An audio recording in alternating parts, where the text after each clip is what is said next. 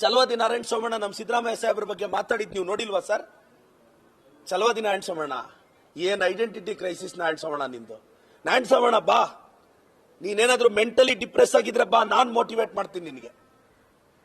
ನಿನಗೆ goose bounce ಬರೋ ಅಷ್ಟು ಮೋಟಿವೇಟ್ ಮಾಡ್ತೀನಿ ನಾರಾಯಣ ಸೋಮಣ್ಣ.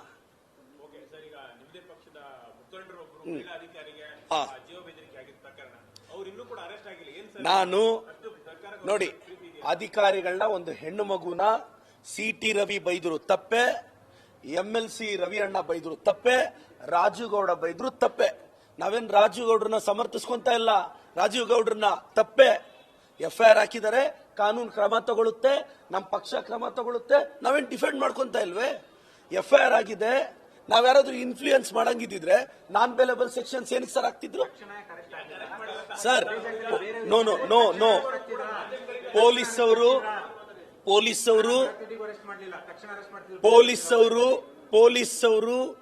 ನಾನು ಹೇಳದ ಸರ್, ಹಂಗಾದ್ರೆ ಹೇಳಿ ಸರ್.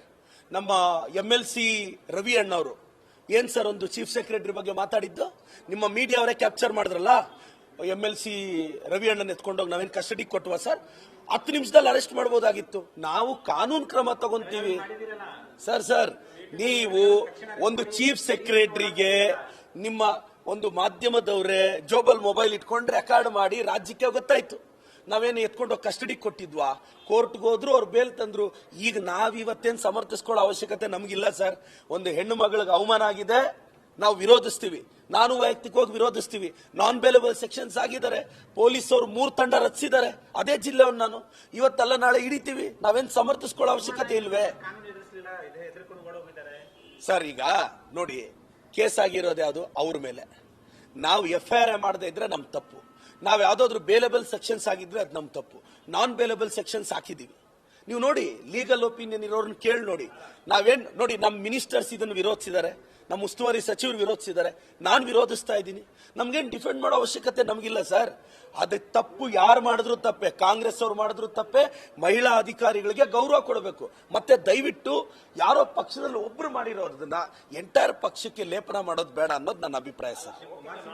ಗಂಭೀರ ಪ್ರಕರಣದಲ್ಲಿ ಯಾಕೆ ರಾಜೀವ್ ಗೌಡ ಅರೆಸ್ಟ್ ಮಾಡಿಲ್ಲ? ಅವರು ಸಂಜೆರು ಕೂಡ ಬೆಂಗಳೂರಲ್ಲಿದ್ರು, ಆಸ್ಪತ್ರೆ ಓಡಾಡ್ಕೊಂಡಿದ್ರು. ಅಷ್ಟು ಮಹತ್ವದ ಕೇಸ್ ಆಗಿ ಇಲ್ಲ ಸರ್, ನೀವು ಹೇಳಿರೋದನ್ನ ನೀವು ಹೇಳ್ತಾ ಇದ್ರಿ. ಸಂಜೆವರೆಗೂ ಒಂದು ಮಾಧ್ಯಮಕ್ಕೂ ಇಂಟರ್ವ್ಯೂ ಕೊಟ್ಟಿದ್ದಾರೆ. ಆದ್ರೆ ರಾತ್ರಿ ಸರ್ FIR ಆಗಿರೋದು. ಆ ಹೆಣ್ಣು ಮಗಳು ಸ್ಟೇಷನ್ಗೆ ಬಂದು ರಾತ್ರಿ FIR ಆಗಿದೆ. ಅದಾದ್ಮೇಲೆ ಪೊಲೀಸ್ ಅವರು 3 ತಂಡ ರಚಿಸಿದ್ದಾರೆ, ಹುಡುಕ್ತಾ ಇದ್ದಾರೆ. ಇವತ್ತೆಲ್ಲ ನಾಳೆ ಅರೆಸ್ಟ್ ಮಾಡ್ತಾರೆ, ಕಾನೂನು ಕ್ರಮ ತಗೊಂತೀವಿ ಸರ್. ನಮ್ಗೇನಾದ್ರೂ ಅವಶ್ಯಕತೆ ಇಲ್ಲ ಸರ್. ತಪ್ಪು ಮಾಡಿದವರು ಅವ್ರು ನಮ್ಮ ಪಕ್ಷದಲ್ಲಿದ್ರು, ಡಿಫೆಂಡ್ ಮಾಡೋ ಅನಿವಾರ್ಯತೆ ಅವಶ್ಯಕತೆ ನಮ್ಗೇನಿಲ್ಲ. If is right is right, if is wrong is wrong.